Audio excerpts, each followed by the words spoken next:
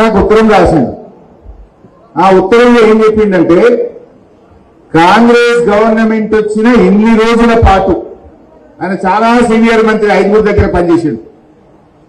మొత్తం కాంగ్రెస్ ప్రభుత్వం ఏర్పడిన నాటి నుంచి ఇవాళటి వరకు కాంగ్రెస్ గవర్నమెంట్ చేసిన అప్పు 1,77,058 కోట్లు అని చెప్పిండు. జూపల్లి ఉత్తరం చూపిపోయి నాకు రాసింది ఇది జూపల్లి నాకు రాసిన ఉత్తరం.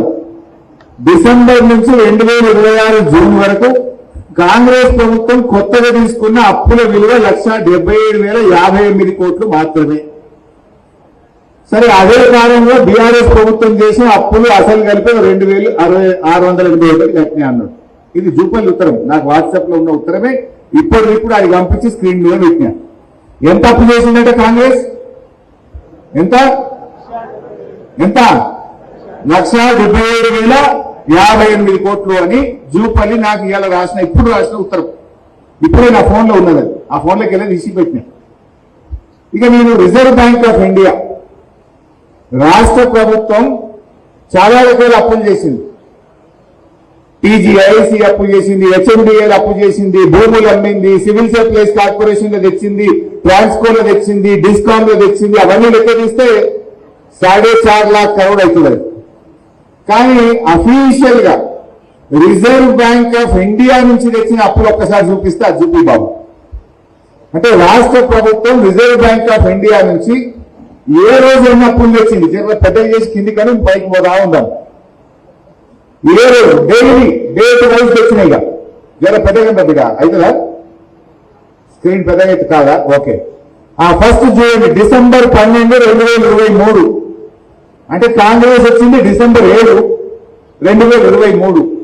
డిసెంబర్ 12, 2023 నాడు 500 కోట్లు. డిసెంబర్ 19, 2023 నాడు 500. ఇది పైకనిగా అట్లా ఒక్కొక్క డేట్ మొత్తం తెచ్చుకుంటూ లాస్ట్ అప్పు ఎప్పుడు తెచ్చింది? జూన్ 30, 2026. ఇవాళ ఎంత డేటు? జూలై 3 తారీఖు. లాస్ట్ అప్పు ఎప్పుడు తెచ్చిందంటే జూన్ 30, 2026 నాడు 2,000 కోట్ల అప్పు తెచ్చిండు. అది 175వసారి రిజర్వ్ బ్యాంక్ ఆఫ్ ఇండియాలో తెచ్చిన ఎఫ్ఆర్బిఎం అప్పు. మొత్తం చూడుకు ఎంత కనబడుతుందా? 1,86,067 కోట్లు. ఇది నాది statement. Reserve bank of India మీరెవ్వరు పోయి గూగుల్లో పెట్టినా తెలంగాణ ప్రభుత్వం తెచ్చిన అప్పు రిజర్వ్ బ్యాంక్ ఆఫ్ ఇండియా ద్వారా ఎఫ్ఆర్బిఎం అప్పు ఎంత అని గూగుల్ అడిగినా, reserve bank of India website పోయి చూసినా ఎంతుంది అప్పు? 1,86,087 కోట్లు. మరొకసారి చూపండి పెట్టు.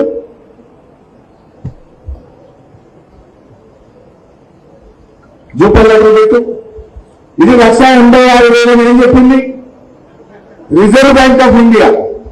జూపల్లి ఏం చెప్పిండు అంటే 10,000 కోట్లు మింగిందా? ఇది ఒక్క ఎఫ్ఆర్బిఎం అప్పుడు అన్ని కలిపితే కథ వేరు. రేవంత్ రెడ్డి మొన్న అసెంబ్లీలో నేను గట్టిగా పట్టుకున్నా, నువ్వు చాలా అప్పులు చేసినావని మాట్లాడంగా డేట్ కూడా చెప్తే మీరు అసెంబ్లీ గూగుల్ కోసి కొట్టండి. మార్చి 18, 2026 అసెంబ్లీలో నేను గట్టిగా నిలదీస్తే రేవంత్ రెడ్డి మాట్లాడిన వీడియో చూపిస్తా. మార్చి 18, 2026 నాడు అసెంబ్లీలో రేవంత్ రెడ్డి మాట్లాడుతూ మా గవర్నమెంట్ 27 నెలల్లో చేసిన అప్పు 3,47,000 కోట్ల 294 కోట్లు అని చెప్పి రేవంత్ రెడ్డి అసెంబ్లీలో చెప్పిన మాట. 3,47,294 కోట్లు అప్పు చేసినాము అని అసెంబ్లీలో రేవంత్ రెడ్డి చెప్పిండు. ఈ మాట 5 నెలల కిందది. ఇంక 5 నెలలు చెప్తే 4.5 లక్షలు అవుతుంది. 5 నెలల కిందనే అసెంబ్లీలో రేవంత్ రెడ్డి ఏం చెప్పిండో ఒక్కసారి ఆ వీడియో చూద్దాం. 3,47,294 కోట్లు మేము అప్పు చేసినాం అధ్యక్ష. ఎప్పటి నుంచి? 1/12/2023 నుంచి అధ్యక్ష. బాగా సభ్యులంతా వినాలి. 28/2/2026 వరకు దాదాపుగా ఈ 27 నెలలలో మేము తెచ్చిన అప్పు 3,47,294 కోట్లు అధ్యక్ష. మేము తెచ్చిన అప్పుతో ఇవన్నీ కలిపితే 3,47,294 కోట్లు మేము అప్పు చేసినాం అధ్యక్ష. జూపల్లి ఎంత చెప్పింది కదా, ఎంత నల్ల చెప్పిన జూపల్లి. ముఖ్యంగా రేవంత్ రెడ్డి ఏమన్నాడు, 3,47,000.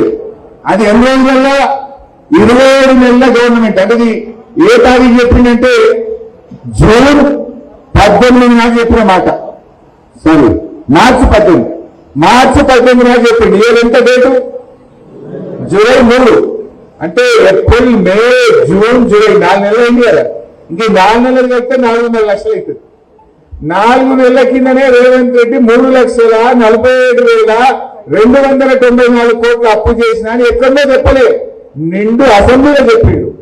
మరి జూపల్లి ఏమంటుంది, 1,77,058 కోట్లు. ఇప్పుడు ఇవన్నీ కరెక్టు, రేవంత్ రెడ్డి కరెక్టా, జూపల్లి కరెక్టా? మీ రిజర్వ్ బ్యాంక్ ఆఫ్ ఇండియా పే 1,86,000 ఉంది, అన్ని కలిపితే 3,47,000 చేసిన అని రేవంత్ రెడ్డి చెప్పిండు. జూపల్లి ఏమన్నాడు? అంటే ఇప్పుడు ఎవరు రాజీనామా చేయాలి, ఎవరు చేయాలి రాజీనామా? పాలమూరు బిడ్డలైతే, పౌరుషం ఉంటే, సీను నెత్తులుంటే తక్షణమే రాజీనామా చేయించారు జూపల్లి.